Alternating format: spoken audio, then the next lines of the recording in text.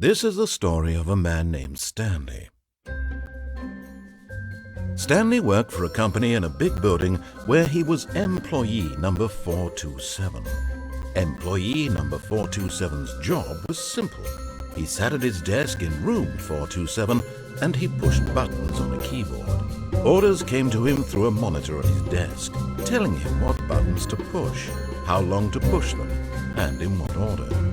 This is what employee 427 did every day of every month of every year. And although others might have considered it soul-rending, Stanley relished every moment that the orders came in, as though he had been made exactly for this job. And Stanley was happy. And then one day, something very peculiar happened. Something that would forever change Stanley. Something he would never quite forget. He had been at his desk for nearly an hour when he realized that not one single order had arrived on the monitor for him to follow. No one had showed up to give him instructions, call a meeting, or even say hi. Never in all his years at the company had this happened, this complete isolation. Something was very clearly wrong. Shocked, frozen solid, Stanley found himself unable to move for the longest time. But as he came to his wits and regained his senses, he got up from his desk and stepped out of his office. All of his co-workers were gone. What could it mean? Stanley decided to go to the meeting room. Perhaps he had simply missed a memo.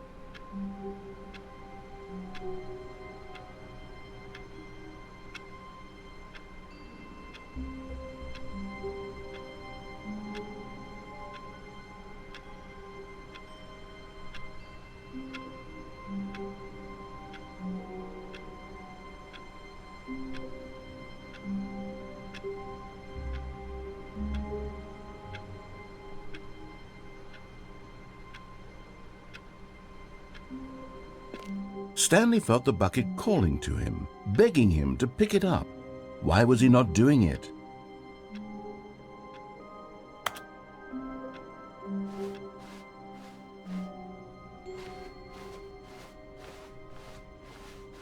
When Stanley came to a set of 2 open doors, he entered the door on his left.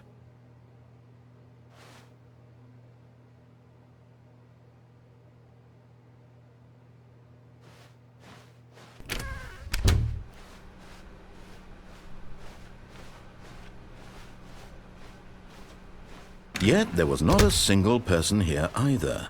Feeling a wave of disbelief, Stanley decided to go up to his boss's office. Coming to a staircase, Stanley walked upstairs to his boss's office.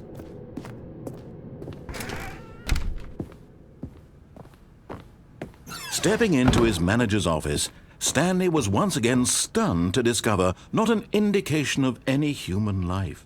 What could it mean? Stanley wondered aloud to nobody. He began wildly tearing through papers on the boss's desk, pulling books off the shelf, looking behind paintings, desperate for clues to his situation. But his attention was caught by a keypad behind the boss's desk. What could its purpose be? In fact, this keypad guarded the terrible secret that lay buried below his feet. And so the boss had assigned it an extra secret PIN number, 2845. But of course, Stanley couldn't possibly have known this.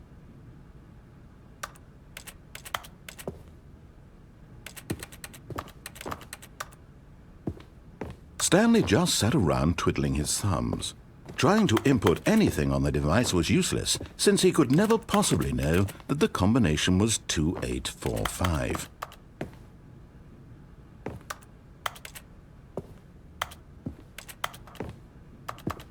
"2845.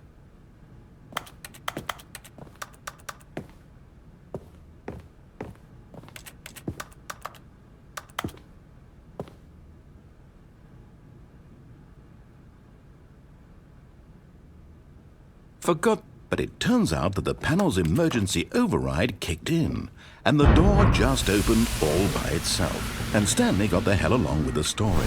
Well, whoop-de-doo.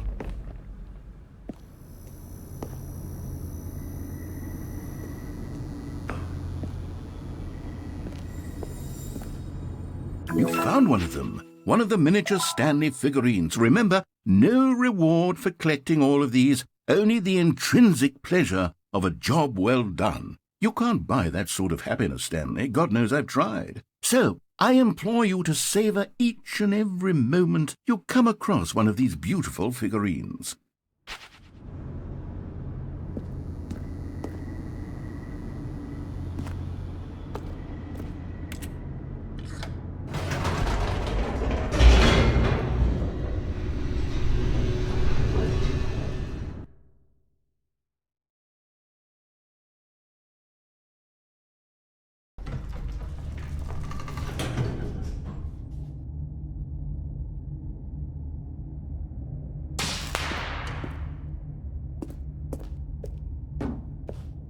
Stanley walked straight ahead through the large door that read Mind Control Facility. Although this passageway had the word Escape written on it, the truth was that at the end of this hall, Stanley would meet his violent death. The door behind him was not shut. Stanley still had every opportunity to turn around and get back on track. At this point, Stanley was making a conscious, concerted effort to walk forward and willingly confront his death.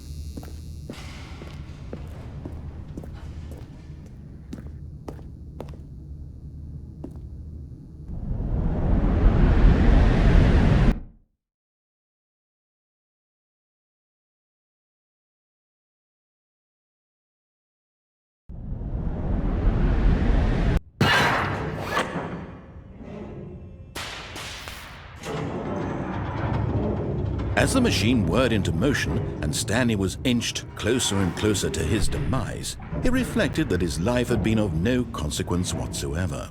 Stanley can't see the bigger picture. He doesn't know the real story, trapped forever in his narrow vision of what this world is. Perhaps his death was of no great loss, like plucking the eyeballs from a blind man. And so he resigned and willingly accepted this violent end to his brief and shallow life. Farewell, Stanley.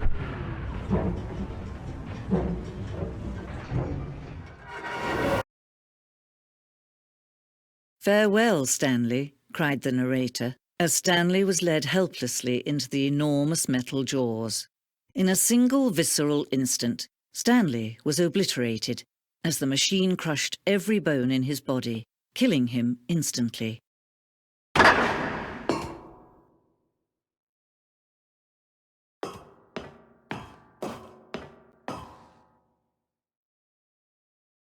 And yet it would be just a few minutes before Stanley would restart the game, back in his office, as alive as ever.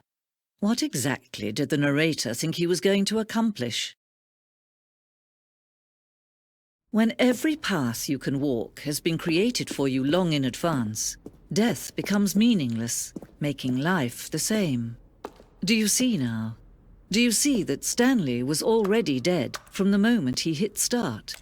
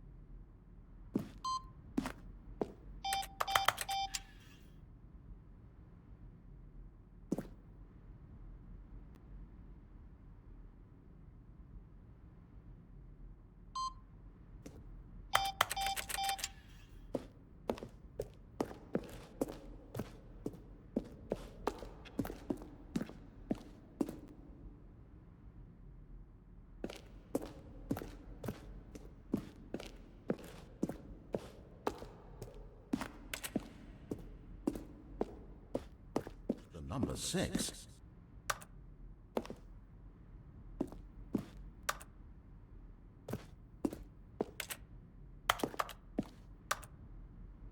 Stanley stood on the snow.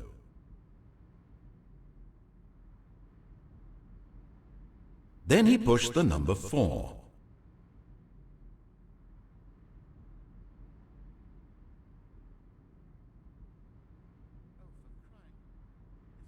Stanley pushed the orange lever. Then he pushed the number 8.